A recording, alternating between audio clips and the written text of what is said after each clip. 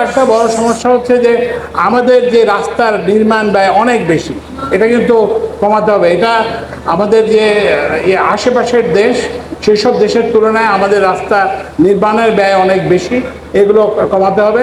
এবং রাস্তাঘাট আপনারা তো জানেন যে এটা একটা দুর্নীতির একটা বড় ক্ষেত্র। এই দুর্নীতি কমালে এবং এই যে আমাদের যারা প্রকৌশলী তারা যদি করেন, তাহলে এইটাকে 20 থেকে 30% ব্যয়, রাস্তা নির্মাণের ব্যয় কমানো সম্ভব। আরেকটা জিনিস যেটা এখন আপনারা দেখছেন যে পত্রপত্রিকায় সয়লাভ হয়ে গেছে, সব রাস্তা ভেঙে গেছে, চলাচল করা যাচ্ছে না। সিলেট থেকে আমি প্রত্যেক দিন কল পাই, আমার উপদেষ্টারাও কল করেন যে ওখান থেকে ওই যাতায়াতের পথে ভয়াবহ সমস্যা। তো ওই জন্য আপনাকে রাস্তার শুধু যে ব্যয় কমালে হবে না, রাস্তার যে টেকনোলজি সেটাকেও চিন্তা করতে হবে।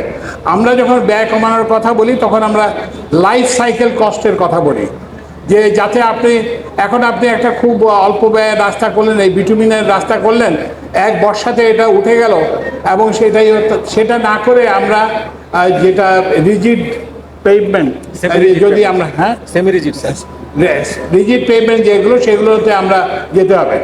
তো ওই জন্য এই যে সড়ক খাতে যে বর্তমানে যে অব্যবস্থা চলতেছে, এই অব্যবস্থা থেকে আমাদেরকে পরিত্রাণ পেতে হবে।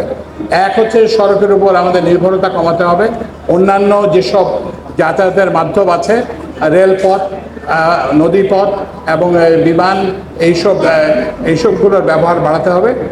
এবং ওই যে ঢাকা শহরকে এই ধরনের বাইপাস আমাদেরকে করতে হবে, যাতে আমরা বড় শহরগুলোকে যানজট থেকে মুক্ত করতে পারি।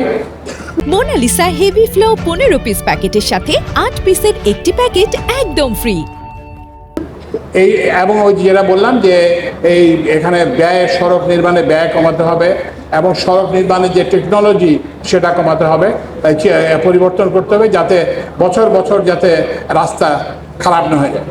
আর সবচেয়ে যেটা দুঃখের বিষয়, আমি এটা সব জায়গায় বলি, শুধু যে সড়কের ক্ষেত্রে তা না, যে এখানে একটা চীনা ঠিকাদার কাজ করতেছে, আমি ওই বিদ্যুতের ওদেরকেও বলি, কিংবা জ্বালানির যারা তাদেরকেও বলি, এবং অন্য সব রেলেরও তাদেরকে বলি যে আর কতকাল বাইরে থেকে লোক এসে আমাদের সড়ক বানিয়ে দিয়ে যাবে, আর কতকাল আমাদের বাইরে থেকে লোক এসে আমাদের সেতু বানিয়ে দিয়ে যাবে, আর কতকাল আমাদের বাইরে থেকে লোক এসে আমাদের রেলপথ বানিয়ে যাবে।